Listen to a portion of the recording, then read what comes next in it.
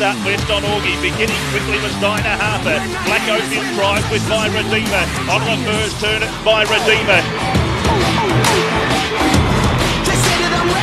My Redeemer front for home in front. 3 clear of Black Opium and My Redeemer on the cup. Somebody sound the alarm. Fire was set in the dark. It's time that you know. No, we're not nameless, we're not faceless. We were born for greatness. We were born for greatness.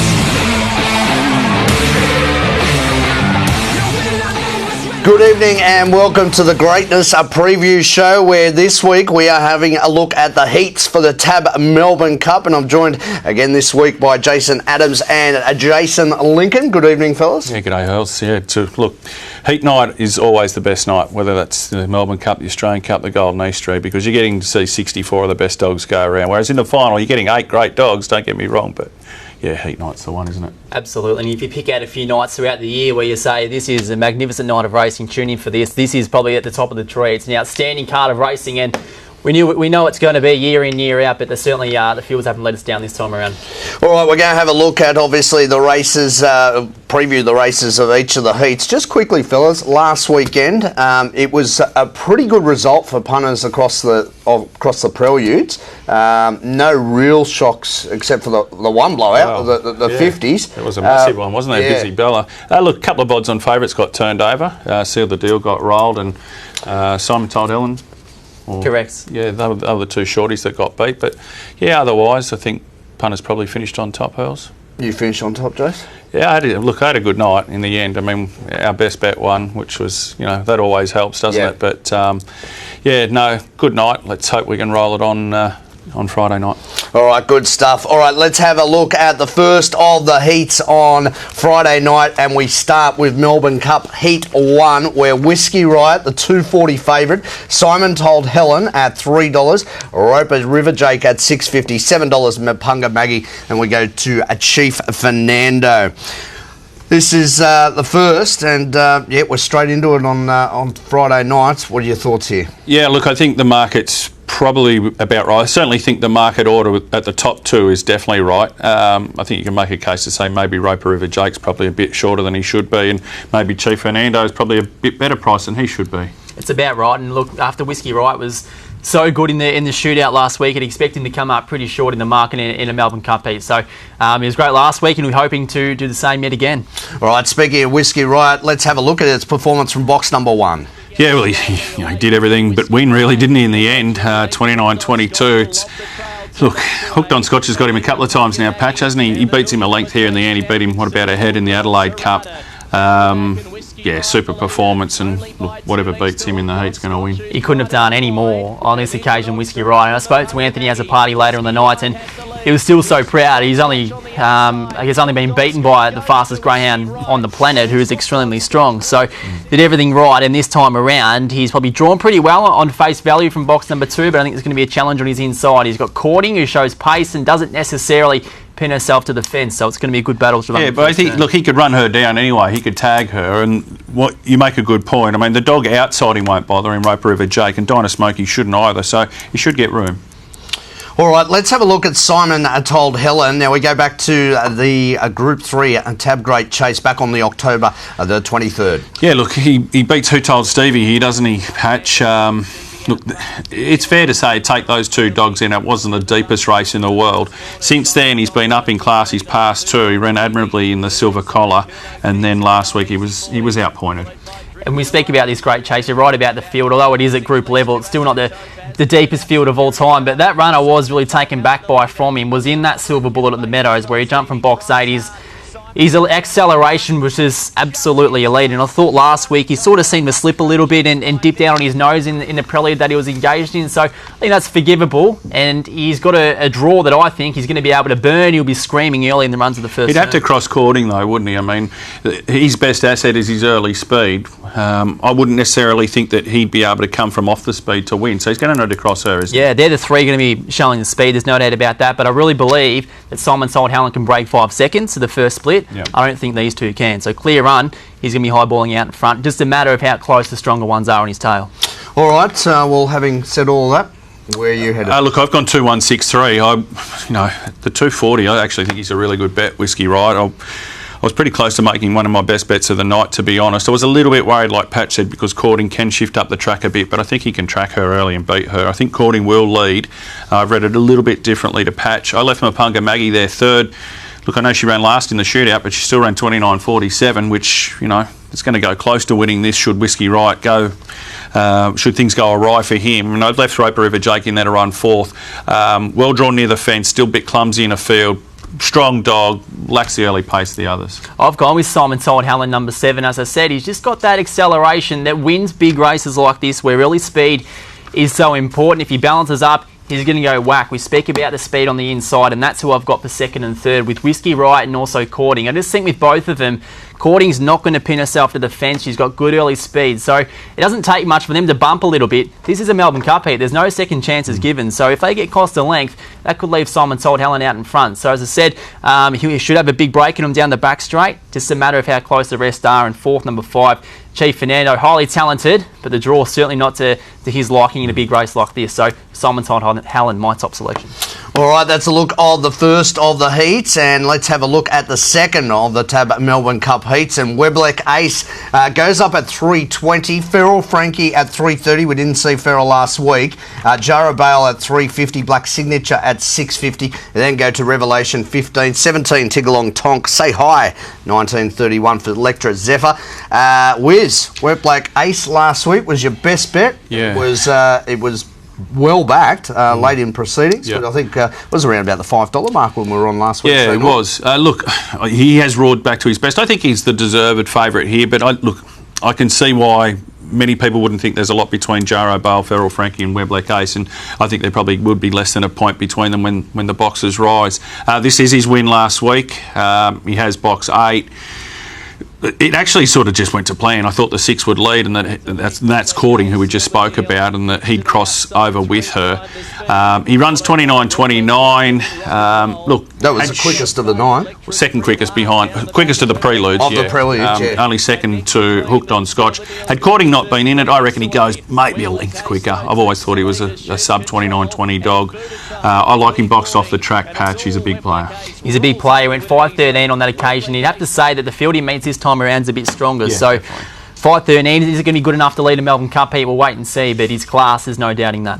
All right, so now let's have a look at the cult hero, if you like, Feral Frankie. We didn't see him last week, but let's have a look at his performance in the Top Gun. Well, this is the epitome of how Feral Frankie races. He just... Well, you can easily say he looks for luck, but it happens that often that he's just a professional race dog. He shows race sense, does he? Absolutely, and it's absolutely vital in these big races too. So, as much as we, gloat the importance of early speed, race sense and Feral Frankie has proven that throughout the whole year. So, box number 5, it's no disaster. I think no matter what he draws, you can't rule him out, Wiz. Look, the thing that needs to be pointed out about him, he's been to Sandown 3 times. He's run 29.08 and he's run 29.20 twice. So, as much as we wax lyrical about him not being quick early, he's just got such wicked pace after that, and that amazing track sense. The draw, it's not ideal for him, obviously, but if he misses it like he did in the Top Gun and he can duck to the fence, like Say Hi, Tigalong Tonk and Black Signature should get out of his way. They should be at least a length in front of him, so he may well get clear running again. He wouldn't want to give a dog like Weblek Ace on the bunny running 29.20 too much start, though. I wouldn't think so, not after going 29.20s like he did last week. You let him do that out in front, it's game over. All right. You're sticking with Weblek Ace again this week? Yeah, I just like where he's drawn. Like Electra Zephyr, who's drawn outside him, won't bother him. I think he's just too good for a revelation in the early stages. And then you've got Feral Frankie. I think the leaders either Say Hi or Tigalong Tonk in the race. I've got no doubt he'll run either of those dogs down. So I've got him on top of Jaro Bale, who's beautifully drawn. Look, he could get the right run behind the 2 and the 3. Left Black Signature there to run 3rd. He was admirably behind Shimmer Shine last week. And I've got Feral Frankie there to run 4th. He's just going to need a little bit of luck from where he's drawn, but no doubt the breaks come his way, he's good enough. In this particular field, what would have been the ideal box for Feral Frankie? Well, 1 or 2, obviously. I mean, if you put him where Jaro Bale is, he'd probably be at $2.60, $2.50 chance. I've gone with the Ferrell. I just think where he's drawn isn't perfect, but what's drawn on his inside is where his key to the race is, because as we said, we're going to see speed from the inside. He doesn't have that speed, so if they're out in front, if he's able to sit on the fence like we saw in the Top Gun, we know how strong he is, and I guess the doors are going to open. Second, number 7, Webley Gaze, as we've touched on, he's a class act, and if he does get that clear room he needs, he's going to be a force in the race. Third, number 1, Jarro Balin. If he gets a chance, he's a very talented greyhound. He's best working in free-for-alls at the Meadows. He's got to live up to it and really convert on a big night of racing at Sandown. And fourth, number 2, Say Hi, who I think we can agree probably will be the early leader, but he just struggles to run out a strong 500 metres. So I'm going with the Ferrell Frankie. All right, let's have a look at the third of the heats, and we've got a few replays here, 3 in total. Let's have a look at the latest market for the third heat, and Get It Gizmo. No surprise, it's a favourite at 280. Twitchery? Yeah, Twitchery. Yep. Is at 390. 8 Ball at 550. Mr. Harwood at 750. $9 for both Leon Bale and Onions O'Reilly. What did you think of Onions O'Reilly last week? Look, what you see is what you get with him. I mean, he just runs his race all the time, doesn't he, Patch? He's a really, really honest dog. Look, he lacks the class of most of these, but you know you'll get a good run for your money. He can actually handle a wide draw okay. I actually thought he's always had him pegged as an inside draw dog, but his record from out wide's good. It is, and he's a type week in, week out. Is a really good city class performer. When he steps up to this sort of class, if he lets him go, he's probably going to be a bit hard to run him down. Of course, the top pick in this one, according to the market, Get It Gizmo, and of course it's reigning Top Gun winner of a couple of weeks ago. And as we know, leading into this, Harry Menelitsis was a bit nervous that Get It Gizmo wasn't at the peak of his powers. He was lucky to get the draw that he did, but of course, since then, he's had a trial at Sandown on Sunday where he ran 29.25, 5.17 early, didn't exactly get away cleanly, and I know last time he was at Sandown in a prelude, he wanted to get off the track, which probably wasn't normal for him, but watching that trial on Sunday, he wanted to hug the fence, which is, I guess, what Harry really wanted to see. Yeah, look, it's a great point you make, because that's the one burning query when I did the form for Get It Gizmo in this particular race that just stuck in my craw was how poorly he handled Sandown last time. I know he trialled well there last up, but that was on his own, so it'll be interesting to see how he goes in a field. Twitchery's come up with the right draw. We're going to have a look at a run of hers going back to the Meadows on November 16. Again, with her, I'd probably prefer she was drawn out wide here, Patch. But the one thing about this race, I mean, it lacks a real genuine speed dog, doesn't it? I mean, other than Busy Bella, not many of these can break 5.10 to the first mark, and I just think if she comes out on the right leg here to Witchery, she really only needs to hold her spot and she could lead. She can show pace, and box number 1, I'm not sure that's exactly perfect for her. I know on paper she's had 4 starts from the draw for a second. A lot of those were in easier company. I was going to say, the starting prices were $1.30, $1.04, $1.80, and also $1.22. So in races where she should have gone well in. So absolutely. I think clearly she's better drawn off the track. So I don't really like her from box number 1. So I think she's unders in the market. Yeah, the other replay we're going to have a look at, and look, you know, on face value, it doesn't look anything necessarily to write home about, but this is Hasten Slowly. He had box 7 last week in a prelude. This is his first 500 for a while. He just doesn't have any luck. Like, he's 2 lengths from him there, runs into him, Blue cleans him up here, and then even when he manages to pick himself up again, running into the third bend, he gets cleaned up again by the Blue. He trialled really well at Geelong on his comeback from stud duties. I know, again, we prefer when he's drawn the inside, Patch, but he's a Group 1 winner in a race that, you know, lacks, as I said, genuine zip. If he's still, I guess, on the fresh side.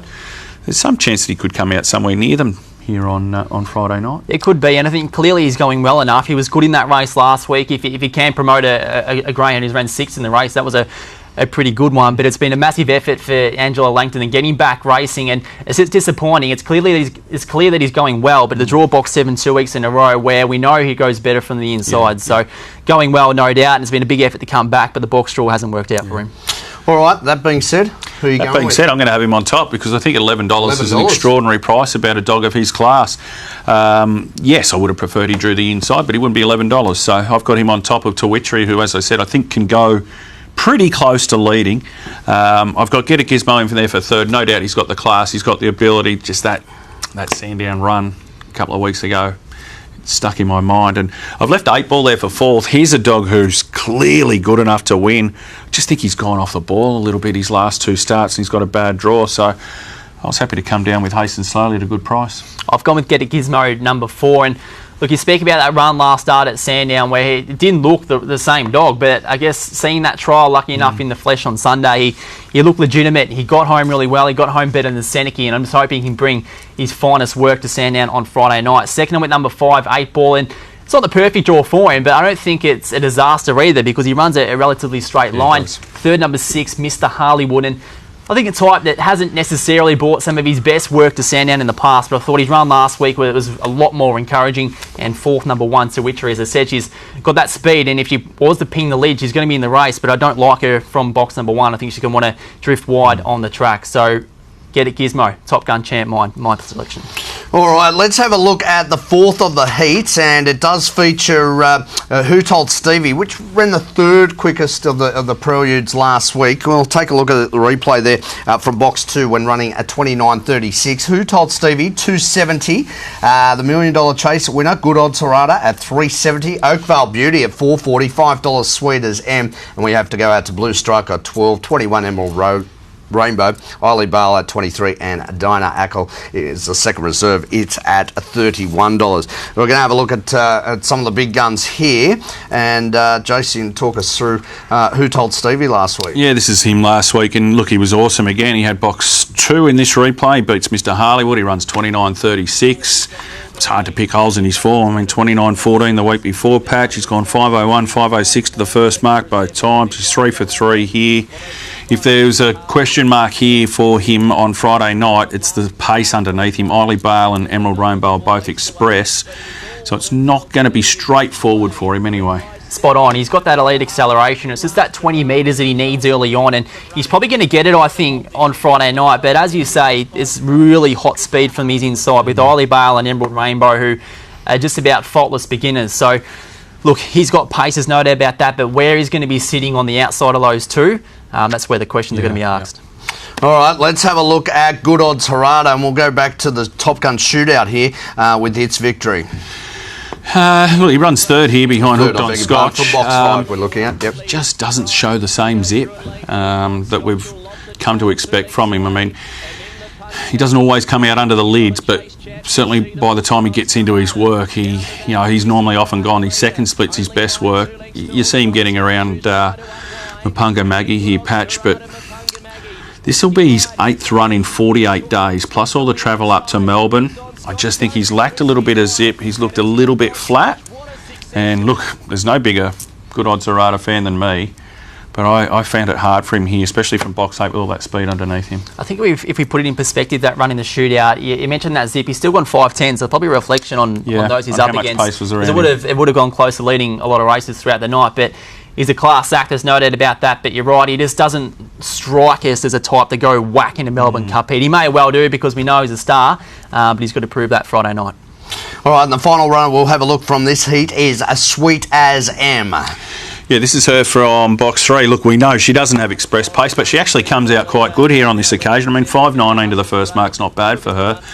And what I really like about her draw here on Friday night is she's got the checks, Eiley Bale and the 3 Emerald Rainbow, who are arguably the 2 leaders in the race, Patch. They'll be off and gone out of her way. Oakvale Beauty is a pretty good beginner, loves the fence. I think Sweet As M can just jump, probably sit third fence, running out of the straight the first time, and the back half of her race is as good as any other dog in Australia. It is. We speak about the negatives of Who Told Stevie. Those exact reasons are the positives for Sweet As M. We saw that replay then where she misses the kick, and I think if she's going to win the race this time around, she needs to do that too, because those on her inside will be off and gone. And look, that run was on the 31st of October, so we haven't seen her since, but I heard Brendan Purcell on radio today say she recently trialled 29.40, so I expect that would have been her first legitimate hit out since that run, so you expect a bit of improvement. And look, she sits on the fence like she usually does. She's going to be a force late. I think that's a plus that she comes into it fresh in any case. I've got her on top. And look, People who shopped early mopped up the value too, Hurl. She went up $7 and about even money a place. I've had a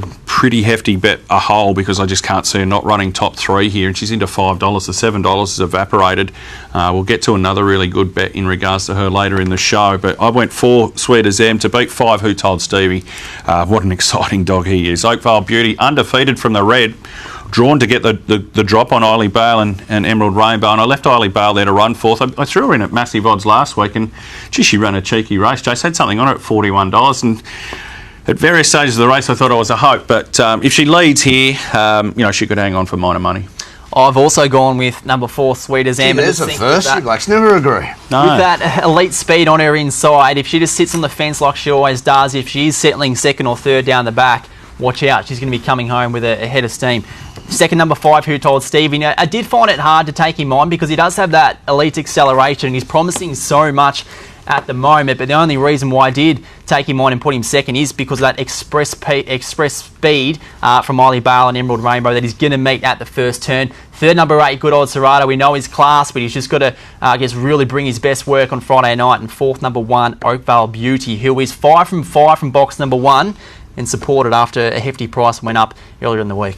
All right, Sweet as M for both of the Jasons here for the 4th of the heats on Thursday night, of course, Friday night rather, for the Melbourne Cup. Let's have a look at the 5th of the heat, and it does feature Hooked on Scotch, $1.90, $5.50 Kurt Lee, Keeper of Keys at $6, Lucy Milo $8, $9 Snag Mackenzie. We're going to have a look at one of its runs recently, and then we've got Southern Force 21, Lady Emerald at 23, as is Dinah Untha.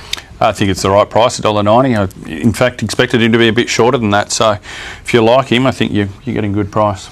Getting a good price. I think the draw is good. If you're looking for a bit of value there, I think it might be Kurt Lee, if he can really reproduce that early speed he does have. But look, Hooked on Scotch, obviously a big winner of the shootout last Thursday night, as we see here on screen. What do you make of the draw? Like, we're both looking at the watchdog form here, and I've got to say, I was taken aback when I read the comment here, maybe posted wide, too risky, and the watchdog have thrown him in for 4th. I'll never knock anyone for taking a seat against odds-on favourites, but I actually thought the draw was all right. I think it's good. Drawn inside him. I want him to have that much room. Agree. I think it's underrated how much early speed he can show when he gets that room to accelerate. Box number 8, he's going to get that every day of the week. So he's got Kurt Lee on his inside. He's not going to impede on his room. No. Probably begin well and maybe help him out. Yeah. So I think he's drawn really well. He's going to get that room to go whack early on. Okay, all right. Let's have a look at Snags Mackenzie, also engaged in this race. Jace, thoughts here?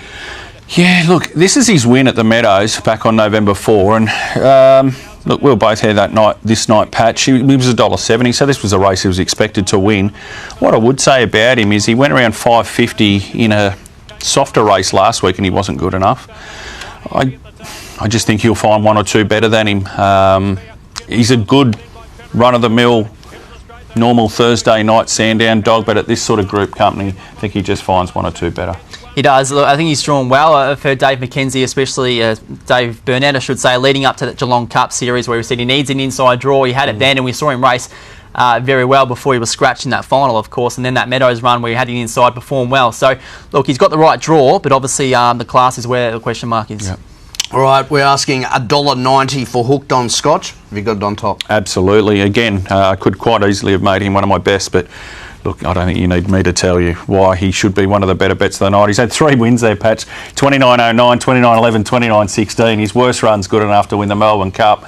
He'll win. I've gone 8, 1, 2, 3. Likewise, I've got him on top. I like the draw. He's going to get room to accelerate, and if he's setting, look, he could lead.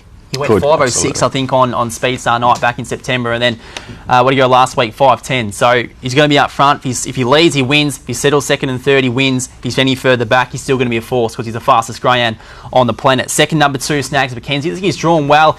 We raised that class question mark, but here's his opportunity to prove it. Third, number 7, Kurt Lee, who I think hasn't really got that electrifying early pace that he did have a month or 2 ago. And fourth, number 1, Keeper of Keys. So I'm going with the champ, Hooked on Scotch, to run amok from the pink. All right, run amok. All right, good stuff. Well, we'll take a short break here and we'll continue our preview of the heats coming from the Tab Melbourne Cup on Friday night. Let's cast our eyes back to 2006, Betty's Angel. Ready. They're racing Pure Burst slow to begin, and Betty's Angel clear the boxes.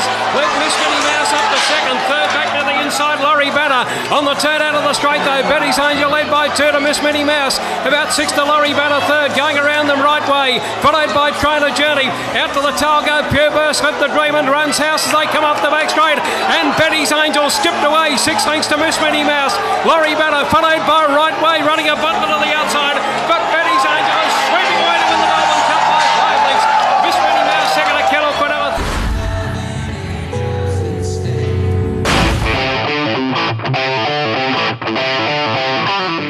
Racing, Bombastic Shiraz on the inside began okay. Bounty Lass out in a hurry. So is Kilda Sandy. Wider out of Spirit of Will on the dash around the first turn. And railing right up on the inside of Spring Secret now. And Spring Secret from New South has gone to the front. 2 or 3 lengths clear. Smack well up around the outside. Getting up in the rails, Bombastic Shiraz. They were followed then by Kilda Sandy. Spirit of Will. Further back, Bounty Lass come to chase Petite Below. Bombastic Shiraz exploded around the outside and hit the lead in the cup now. Bombastic Shiraz race clear. And that was a replay of Bombastic Shiraz back in 2003, Jason Lincoln. Bring back memories. 16 years ago, but it doesn't seem that long. He cut an amazing swathe through the feature races that summer, didn't he, Jace? He went on a complete and utter tear. Like, the stretch of races that he put together, I don't think will ever be done again.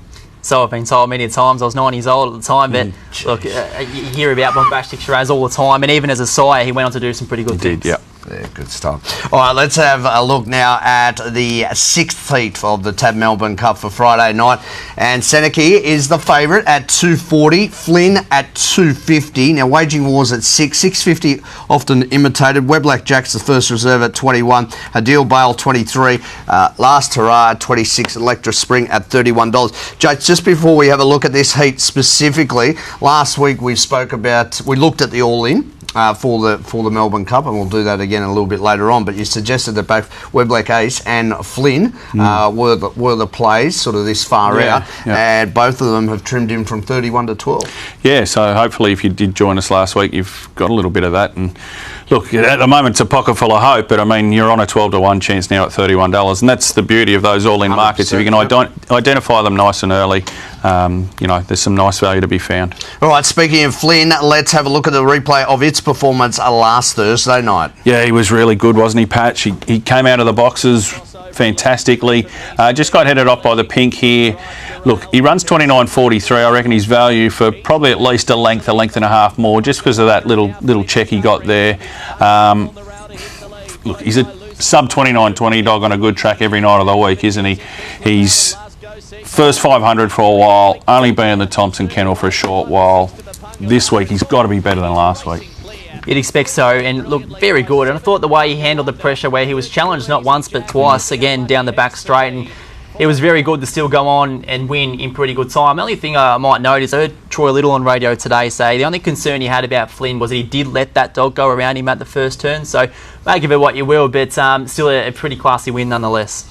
All right, and Seneca is the favourite. Let's have a look at its performance in the Adelaide Cup. We go back to October here, jumping from box number 3. Yeah, look, he didn't come away from the boxes as well as we would normally expect from him. Whiskey Right beat him out at length, and if you go back and have a look at the times they've raced in the past, Seneca's generally beaten Whiskey Riot out. So, look, I think on the back of the trial there on Sunday, Patch, there's no doubt he's going well, 29.11. You'd have to say, and you were there, the track was obviously pretty quick there on Sunday, because a few of the other races on the day, some mixed 6 and 7 races, they were all going around 29.6. Having said that, we know he handles a wide draw okay. The trial says he's on song. Even going into the Top Gun, I spoke to Steve White and he said, I would have liked another week with him then. So he's got to be further along. Look, it's going to be a really good clash between he and Flynn, I reckon. It's going to be a real heavyweight battle. And look, if you're going to compare the two, I guess I've lent towards Seneca with you an early taste of the tips, only because his match fitness. I think he's going well. You mentioned that trial on Sunday, which was perfect weather conditions. He went 29.13, and immediately after he set that time, Steve White behind the boxes says that's exactly what I wanted to see, and there's no doubt about that. And especially the first split that he did run, he went 5.03, which we know is express. Yeah. All right, I'm going to get both your tips. Jace, Wiz, who's going to start favourite? Look, you know what? That's a really interesting question, Hurls. Flynn actually went up favourite. Seneca's been backed into favourite. Look, I think there'll be a struck match between them when the boxes fly open. I've gone 1-8-3-4. Look, I'll show my hand a little bit. I did have something on Flynn at the $31, but back Seneki ages ago at $21. So I was filthy when they came up in the same heat. Ideally drawn both of them. So anyway, look, I've gone 1-8-3-4 just because of the draw. Not that Seneki doesn't handle wide draws, but if Flynn's really only got to come out with him, and if he can hold him, I'm not certain Seneki could run him down. So I've gone 1-8-3-4. I've gone with Seneki. I think there's not a lot between him, and I've just gone with him because I think he's more reliable to set a split that's very low 5-0s. They're both going to run quick to the first markers, no doubt about that, but I just think that match fitness that Seneki's got over Flynn, he hasn't had that many starts in the past 6 months, so I've gone with him from Flynn. And look, it's a good example of what Melbourne Cup heats can produce, because you get 2 stars in these sort of races where if they go around any other week, they're going around $1.50, $1.60, but they come up against each other and you get some good prices about some very, very elite animals. Third, number 6, off an imitator. I thought she was stiff last week. Another bad box draw for her, but she's very strong. And fourth, number 3, Waging War. I think his best work's going to come over 600 metres, but I think 1-8 run top 2. If you're going to pick one, from my point of view, it's Seneki. All right, let's have a look at the 7th heat, and it's a cracker also. And the latest market here sees Shimmer Shine as the favourite at $1.90. When winning in the Prelude, $29.51. It got the cash in. Seal the Deal. Get your thoughts, obviously, about this race, about Seal the Deal specifically last week at $5.50. Broken Promise at $6, as is Campini. Steinbrenner at $13. 15, Circle of Dreams. First Reserve, Red Rock at 21, and Valencia Dream at 23. We'll start by having a look at Shimmer Shine, box number 4, and have a chat about this, Jace. Yeah, look, he goes 5:01 early, so there's certainly nothing wrong with the first half of his race. I'd have to say I was disappointed with the back half though. 29.51 only. Let's put that in perspective. Busy Bella went 29.56, so he's only gone 3/4 of a length quicker than her. Look, he's win 29.23 weeks ago. I made the point on the catching pen, Jace, I'll make it again. Is his heavy workload of late starting to catch up with him? If you were talking about that run in particular, personally, I don't think so. I think that run in the Top Gun may have taken a bit out of him, because the hits that he did cop as a young dog who's still maturing had to take some sort of effect. So I think we know he can go a bit quicker. If there's a team that's going to get him right and for him to run those 29.20s, we know he can go. It's Team Daly. Jace, that's the second time you've made that point about greyhounds that have had a lot of racing. The other one you mentioned was Good Odd Tarada. Yep. Shimmer Shine's had a similar campaign, so that's a little bit of concern, because we're talking grand final after grand final. Yeah, well, look, in the old days we didn't have the $1 million chase, so you know, a lot of these, the preparations are a little bit different, and I still think maybe some of the trainers are still feeling their way, and working out the best way, because you know, you like to go to all these big races. You're invited to the Top Gun, you want to go. You know, you go through the $1 Million Chase series, and you know, it's at least 3 or 4 weeks of really good pressure racing. And we're talking about a really young pup with Shimmer Shine. It's not like he's a 3.5-year-old dog who's used to it. Yeah, and I think when we talk about the amount of racing he has had leading into this race on Friday night, I think one important thing to note is, of course, last week he went around in that Prelude on Thursday night. He didn't need to go around in that Prelude because he'd won one prior, so he was already exempt in the Cup heats. But Andrea Daly and Tom Daly thought that was probably best for him. So if we're taking on trust, that's exactly what they thought, and we can expect him to be firing on Friday night. All right, let's have a look at Seal the Deal going around last Thursday night. This occasion jumping from box 1 when running third. Yeah, look, I mean, I took a set against him here last week, and I'll make the point again for those that didn't watch the show last week. I just think he's a better dog on a big track. Even again there, running into the turn, he doesn't exactly hug the rail. I know he went 29.40 at Angle Park and looked dynamic, but he just doesn't look the same dog to me on a big track as he does on a small track, on a 2-turn track patch, and he's $5.50 second favourite.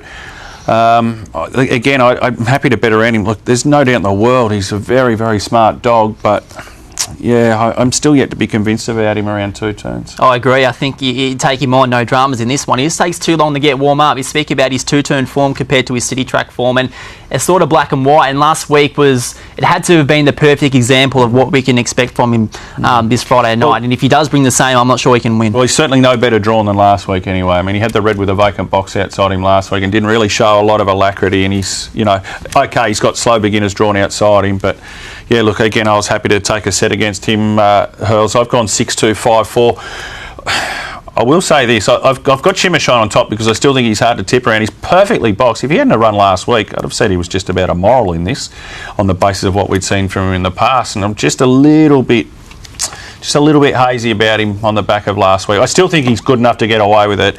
Broken Promise is a dog who could beat him if he comes out. He just needs to be left alone early because he can be a little bit touchy, but left alone in front, he's a 29-20 dog. I've left Campini there for third. He's had no luck. He's 2 Victorian runs. He just needs fresh air, and ditto for Steinbrenner. I've got with Shimmer Shine. I think he's extremely hard to take on. And box number 6 from the fields were done on face value. You think, maybe not perfect, but Campini is on his inside, who we know is desperate to get to the fence. It's going to be a red carpet rolled out for Shimmer Shine if he times the start. And we mentioned that run last week was probably a bit behind par to what we expect from him, 29.50. I still think it's good enough to win this. Second, number 2, Broken Promise, a type who needs clear air early to really see some of his best work. I think he'll get it with not a lot of speed either side. Third, number 5, Campini, and fourth, number 8, Circle of Dreams. So Shimmer Shine for mine, extremely hard to beat. Well, do you think you'll get the black for Shimmer Shine? I don't think so. No. No. $1.90? Yep. Yeah, okay. All right, let's have a look at the final of the heats. So we've gone through seven of them. This is the 8th, and Western Envoy, a pretty wide open affair, this one. 310, the favourite. Baruga Brett at 360. Starter right at 550. Mapunga Wonder, 750. $9, Kessler Bale. Rico Boss at $10. Route 66.11. And we own a Bulldozer at $19. And as I said, what is a fairly wide open affair. Western Envoy is the first of the replays we'll have a look at here. Jace, talk us through it. Yeah, he runs 29.34 in this. And look, this is him at his best. He's run 29.30 there a few times actually. His second patch to Shimmer Shine a couple of weeks ago was excellent. And look, he should have absolutely bolted in last start. I'm still having nightmares about that. He ran into the leader when he just had him on toast. Box 5 doesn't look fantastic on paper, but Baruga Brett will give him a little bit of room to move early, and if he comes out like he normally does, Patch, he can run low 5s. He's going to be hard to beat. He's a machine, there's no doubt about that. I just don't think the draw is that perfect. In a Melbourne Cup heat like this, there's pressure from everywhere, but we know he's good enough for talent. Tick, no problem. Yeah, Baruga Brett, who is the class runner of the races drawn outside him in the 6. He does want to step a little bit to the right, Patch. He goes pretty straight thereafter. He's not, he's not a wide runner by any stretch of the imagination. Arguably goes a bit better at the Meadows. Not that his record is ordinary. 2-time Group 1 winner. You never say never with him. You couldn't. Yeah, look, he's probably one of the most oldest and most experienced greyhounds lining up in these cup heats, and again, you couldn't rule him out. You're right about him running a straight line. Again, he's not a wide runner, but he'll run a straight line from the draw. So box 6 isn't too bad for him, I don't think. All right, and Mapunga Wonder, let's have a look at its performance last week, and this was from box number 4. Yeah, this was in Flynn's race. Not brilliantly away. Look, he's beautifully bred, isn't he, Patch? He's run amazing time at Geelong, 22.28 over the short and 25.07 at Warrnambool. Look, he's 2.5 years of age. He hasn't had a whole lot of experience in this sort of company or at Sandown, but there's a lot to like. There's a lot to like about what he did here last week. I know you like him. I did like this run. I just thought nothing went right throughout, and even although he was held up a couple of times, he still looked ominous. He still showed a good turn of foot. So I really liked the run in what was his first look at that sort of level. Yeah. All right, selection times for the final of the heats. Look, I've been a big Western Envoy fan for a while. I've got him on top. I've left Rico Boss there to run second. I actually think he's really good value, $10, because I think he just about leads unopposed, Rico Boss. I made the point last week that I thought he'd lead from the red, and unfortunately had nothing on him at a good price. I won't let him go around at $10 without me on Friday night. I've put Mapunga Wonder in there for third. Much like Patch, I was impressed by what I saw from him last week, and I've left Baruga Brett there for fourth. As I said, what a great dog he's been, and you'd never leave him out of your thoughts. I've gone with the young gun in Mapunga Wonder, and just since he's come back from that massive spell that he had between March and October, he's been absolutely exceptional. His turn of foot's electric, and I just think there was a lot to like about that run last week. If he does get that clear 20 metres, I think he represents pretty good value. Second, I went with number 6, Baruga Brett. They're clearly the class runner of this race. If he gets it all his own way, he's going to be in the finish. Third, number 5, Western Envoy. We spoke about how powerful he can be. And then fourth, number 8, Starter Riot. So the Punga Wonder for me, Hurls, is the one I'm leaning towards. All right, nice price at $7.50 currently with Tab. So that's a look at all of the heats this Friday night from Sandown for the Tab Melbourne Cup. And of course, next week will be the final. You'll catch all the action here on Sky One. If you've been assessing the form and you like a particular runner that goes around, obviously in the heats this week, you want to jump in on the all-in market, head to Tab for all those prices. We'll take a short break, and when we return, the Bold Trease, the first 2 heats, we'll have an in-depth look at those. Racing, Rapid Journey came out running. In second placing, Bazooka Bale from Sheldon Bale, Aquin Bale. Star of Mine, trouble on the first corner. Golden Butter was forced wide. Back with it, Aquin Bale and Bazooka Bale, but going down the back. And Rapid Journey shot away. Out 5 lengths clear from Sheldon Bale. Then Billy Cruz behind. No, Star of Mine, Seren Bale, Bazooka Bale, Golden Butter and Aquin Bale. But there's no doubting this champion, Rapid Journey. And he bolts in the Schweppes Melbourne Cup.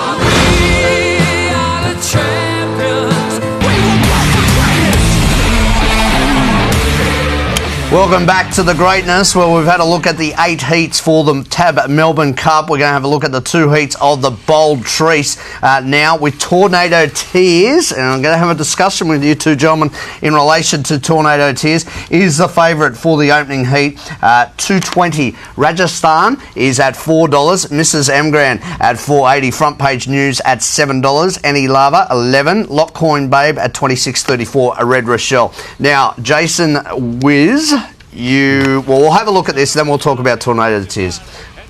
Yeah, well, look, market-wise, $2.20. 6 months ago, it'd been $1.20 in this. So I think the market typifies, I guess, the lack of faith that we've got in him at the moment. I came very close to tipping him in this race. I wouldn't have suggested that he was a betting proposition at $2.20, but I actually don't mind him boxed off the track patch these days. His record from out wide's good anyway, but we see that he doesn't like being crowded and being inside dogs. So I think actually being boxed outside might actually work in his favour here.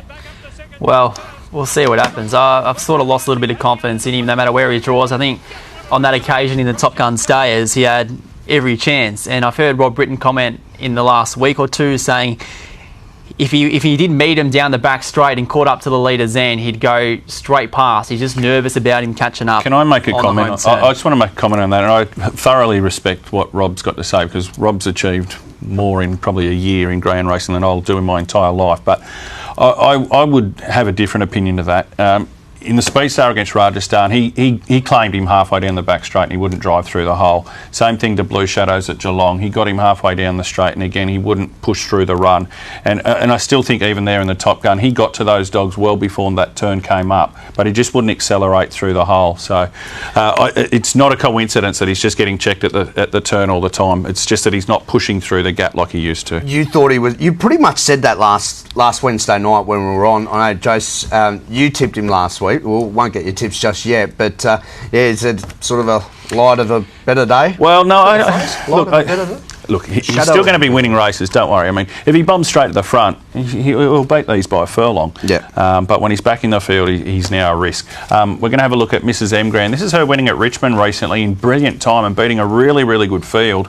Look, you only have to go back 4 runs ago, Patch, when she ran third in the Sydney Cup to Boom Down and Blue Moon Rising to know how good a bitch she is. She then went to Nowra and beat a very smart dog in Princess Nala, who maybe the Victorians don't know, but she's a very, very good middle distance dog herself. And she beats Really Unreal here, who's a free-for-all at Wenny over 500. 35.60 at Richmond's not mucking around. She doesn't lead here. I think she can lead on Friday night. She's going to take a lot of beating for mine. It's her time to shine. She's won 3 in a row now and now lines up in probably what is the the biggest series that she's seen yet. Do you just think she's quick enough? She was to lead. What sort of time can we expect her to run? I reckon she'd run 41.80 at least, because she's run 41.98 at Wentworth Park. If you're breaking 42, I think breaking 42 at Wendy's harder than breaking 42 at Sandown. As long as she can hold front page news early, I think she'll win. I've gone 1.874 with a bit of confidence, actually. Look, I am worried about Tornado Tiz, because I actually think, as I said, 7 and 8 have got no pace. He'll get around those nice and easily. It could actually work out for him here on Friday. Do I want to back him? No, but I can concede he can win this one, where recently I've wanted to be just completely against him. Annie Lava can run third. Rajasthan, I just don't trust at all. I've gone with number 4, Rajasthan. There you go. And in those Top Gun stays, look, he loomed up. His first 2/3 of the race were really good before he was caught up in that jam up when Tornado Tiz wanted to come through. And although last week he raced at Sandown over 5.95, but it was a reasonable run. He was cost a lot of ground, so I can see him pushing forward here, and he has put together some pretty good form at Sandown. Of course, the RSN Sandown Cup winner from May. Second, number 8, Tornado Tiz, and look, fastest stayer in Australia, no doubt. His habits in racing recently have me putting him in second. Third, number 1, Mrs. Engram, and fourth, number 2, Front Page News. So Rajasthan on top for me. How much has Rajasthan burnt you over the years? No, it hasn't at all, but look, his trainer will tell you, he said he's got a split personality, and I agree. Yeah, I know people like that. All right, that's a look at the first of the heats. Let's have a look at the second of the Bold Trease heats. And Ella Enchanted, 210, Blue Moon Rising, 340, Just Terms at 7. They go to Dublin Lad 13, 14, Ebby Ripper, Nordegren at 16, as is Cabin Fever, and Burbsky Bar at 18. Ella Enchanted, a $2.10 a favourite. Let's have a look at the replay of its recent performance. Yeah, she's been backed into outright favourite to take out the series. Patch, the money's been pretty relentless for her over the last 3 or 4 weeks. Really like the win here. She's gone 41.40 here before. She should have won the Sandown Cup by as far as you can kick your hat. She was certainly beaten on that occasion. She's got box 1 here. I expect her to lead. I expect her to win. This is as the replay we see here on screen, is their first race since back in June, and geez, did she look good. And I spoke to Jamie Ennis on the day before this race. He said, don't be surprised to see her a little bit dour. She's got a lot of miles in her legs, and that's exactly what we saw. There was no real genuine burst about her. She was very strong, so I think stepping up to 700 metres is going to be no problem. Box 1's good. She's going to settle somewhere near up front, and any sort of run, like you mentioned, Wiz, that we saw in the Sandown Cup where she should have won, she's going to be awfully hard to beat here. Yep. I assume you both got it on top. Is 210 the right price? I think 210's over the odds. I think take it now. I think she's probably the best bet of the night, Ella Enchanted. I think there's only one other winning chance in the race, and it's Blue Moon Rising. I think, look, Just Term's a good dog, don't get me wrong, but I would have them probably $10, $11 the rest of the field. I've gone 1.375, but I just think she'll lead and win. Awfully hard to see her being beaten on that run from Sunday. We know she's at the top of her game, and stepping up to 700 metres, I can't see that being a problem at all. Second, number 3, Blue Moon Rising, one of the most honoured stayers in Australia, and of course the last start winner of the Top Gun Stayers at the Meadows. Third, number 7, Just Terms, and fourth, number 2, Ebby Ripper, who lines up for her third crack at a Bold Trease. She'll be slow out, but she'll be getting home quite well. So one on top for mine. Hurls, Ella Enchanted. All right, and just was saying 210, would you take that price now? Absolutely. I think she'll start odds on for sure. We're up to the third heat, and it has Blazing Cartier in what's a pretty wide open market, gentlemen, at 310, Bago Bye-Bye at 320, True Detective 360, Slick Raven 750, Bromley Jacob at 8, Rockstar BF at 15, and Kiamora is at $21. Let's have a look at the performance of the favourite from box number 1. This is Blazing Cartier, and you can talk us through it. Yeah, not a box that I would have necessarily thought suited her, Patch. She does want to push up the track, as you can see here, and when she wants to get off the track, she gets on the heels of the 5, but she picks up pretty quick, 41.80. I reckon 41.70 probably sees her out. The thing I like about this race for her, there's stacks of speed. True Detective, Rockstar Beef, Bago Bye-Bye, Brunelli Jacob. And why I like it for her is I reckon they'll thin out pretty quick, and she's going to have plenty of air to run into. We know she's going to be out the back, but she's got one hell of a motor. She runs down Bromley Jacob, from memory it is here in this replay. So she's got a massive motor. I guess the only danger I see from her point of view is those leaders you do mention, whether they can run as quick as what she can. Because if they are, then she's going to find it awfully difficult. Well, of those leaders, I mean, only Bago Bye-Bye I would think can run the sort of times that she can. Look, True Detective, we haven't seen break 42 yet. Rockstar B won't get 700, and Brunelli Jacob just breaks 42. This is the dog, if he gets loose on the lead, that could run quick enough that she couldn't run him down. He's drawn well. He's got Rockstar Beeve on his inside. You wouldn't think he's going to show a stack of pace and a vacant box on his outer. So we know to see some of his best work, he needs to settle in this sort of position where he is on screen. And from there, look, the scope of what sort of time he can run's pretty big, and you wouldn't be surprised if he did put up a run like 41.50 at his A game. Ability-wise, I think he's the best dog in the race. But I think the amount of early speed in the race counts against him because he's a front-running stayer. So if he doesn't find the bunny, is he going to be capable of running one down, or is it going to take him so long to get past that leader that's when Blazing Cartier can pick him up? That's the way I read the race. I've gone 6-4-2-7. I think that there is enough speed with True Detective. I think Rockstar Beeve will show a lot more pace over 700 than what he has been over 500, and Brunelli Jacob, who, as we know. So I think that she can probably get clear air from certainly early enough in the piece that she can run most of these down. I wouldn't want to see Bago Bye-Bye loose on the lead if I was backing her, though. I've got him in there for second, but I am concerned that those other speed runners could bring him undone. True Detective, I just don't think it's a genuine 700 metre dog. I think 650, I think the Sale Cup's just tailor-made for him. And Slick Raven, we haven't spoken about her yet. She's got any amount of ability. She can run very good time, but this is a big class jump, but I did want to include her in my numbers.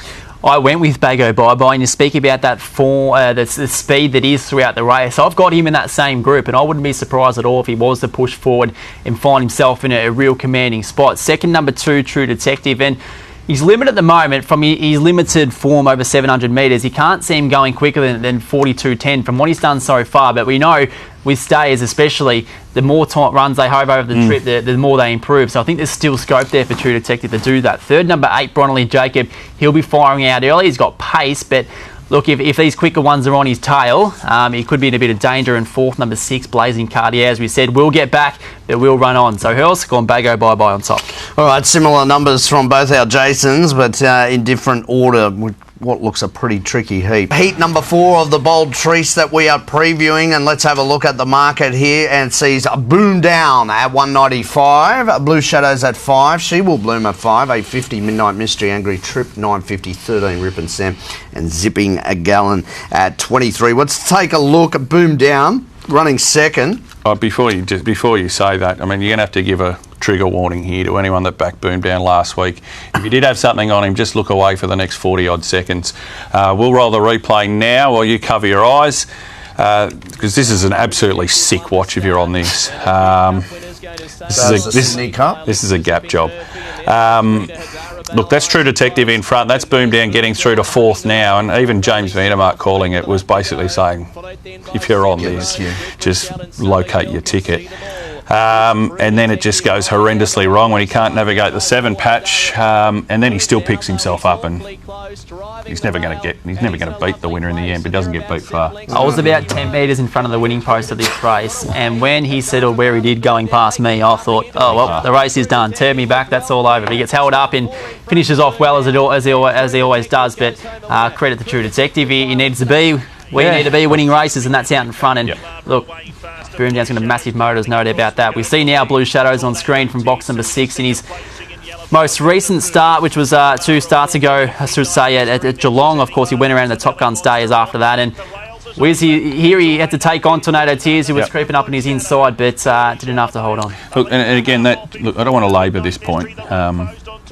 But again, that exemplifies what I was talking about. Like halfway down the back straight there, Tornado is just going to go straight past him. But as he gets nearer to the top turn, he starts to become more hesitant. So he's not driving through that run. Blue Shadows beats him here. The problem I've got with Blue Shadows is his form's just so patchy. And even before and the run since in the Top Gun, I don't think we see his best all the time, unfortunately. Look, I've gone 3-4-2-8. I think this is the second good thing of the night, Boom Down. I think the 2 stays are the best bets. Ella Enchanted to give it away for later on, but I just think this will win, Boom Down. And one of the things I really like about him in this race is I actually think he'll land as close as he did there last week, because the red Zipping Gallon's slow early. The 6 Midnight Mystery's very slow early in a wide runner, and Rip and Sam, well, he's notoriously slow early. I think Boom Down can land in front of nearly all 3 of those. Look, if he's running fourth down the back behind Blue Shadow, She Will Bloom and Angry Trip, he's just got to navigate them to win. I think he's a good thing. Went 3, 4, 2 and 8. I'm going with number 2, Blue Shadows, and Wiz, I agree about his form being patchy, but I think the reason for that is he just doesn't handle the heat in the big races where they're all coming for him. What about the inside draw with him? Do you think he goes better from wider draws? I think he goes better from inside draws. There's a period there where he was drawing inside and in fields where he should be winning, and he was winning those in really good time. And I think this time around, you mentioned the speed from Zipping Gal on his inside. There's going to be none of that. Boom Down's not going to get out well, so he's going to have no choice but to push forward early. And when he does that, that's when we see some of his best work. He went through that period where he was winning Metropolitan Stays races back to back and going as quick as what's his PB 41.69 at Sandown. So if he does that out in front, he's going to be very hard to run down. So that's why I've gone with him from number 3, Boom Down. No doubt the biggest motor in the Australian staying ranks. Third, number 4, She Will Bloom. Class Act. And fourth, number 8, Angry Trip. So look, Blue Shadow's on top for mine. I just think he's going to get that clear room early, and if he gets that out in front, it's only a matter of how close Boom Down is away. All right, yeah, Boom Down. Last week was a horror show. The Sydney Cup still stands as one of the worst beats I've caught for a while. Absolutely. So, I mean, if you backed Blue Moon Rising in the Sydney Cup and thought, that's all right, I'll jump on the train this week, he's got you both times. He wouldn't be your favourite dog, that's for sure. Absolutely not. Just quickly, you've tipped Boom Down, 195. Again, like to talk about prices. Yeah. You know, we can't always gauge as to what... He's already firmed. I think he went up 210. Yep. 195 now. Do you think it'll be around that price? I think it'll be shorter. What we're talking about, the second last race on the night, people love betting in stays races for starters. The longer the distance, the more confident you can be. He's going to be short. People know him. He's got a profile. It's getting late in the night. If you've had a bad night, people are going to want to bet right up. I think he'll be... I have him priced up about 165, 170. It's all right. We've had a look at all the heats of the Melbourne Cup, some of the heats of the Bold Trease. And, gentlemen, it's now time for a best bets. You had a good weekend last weekend. You're only as good as your last tip, Hurl, so we've got to find a couple more. And I think, look, whilst there's not a whole lot of meat on the bone, I actually still think these two prices are value, Ella Enchanted and Boom Down. They're 210 and 195. I know it doesn't look flash on paper. 409 for the multi. Yeah, I think that's value. And if you do like those two dogs, I'll just say, just stay tuned for the tab special, the Jason Lincoln multi on Friday, because you might get a little cherry on top. It is Christmas time. Absolutely. It's close to it. we all need to fill up close to Christmas, don't we, Hoss? Don't we what? All right, young Patch, what do you got for us? Well, I've picked out two. Could have easily thrown in Ella Enchanted, there's no doubt about that. But the first one of them is Simon Told Helen, and we spoke about him earlier in the show, and it's just his brutal acceleration and also Shimmer Shine. You could easily, as I said, also throw in Ella Enchanted. She looks awfully hard to beat in the heat of the Bold Trease from box 1. It's been a great couple of weeks with the preludes. This week it's the heats, and next week, well, of course, we'll be sitting here looking at the final. You guys will be on track on Friday night. Yeah, Sky Racing active as well. Yeah, make sure you keep a close eye on young. On Patch. It's the other way around. The other way around. I'm watching this bloke here. There's a reason I won't be down there. All right, thanks very much for your company this evening. We'll do it all again next week, and good luck on the punt on Friday night.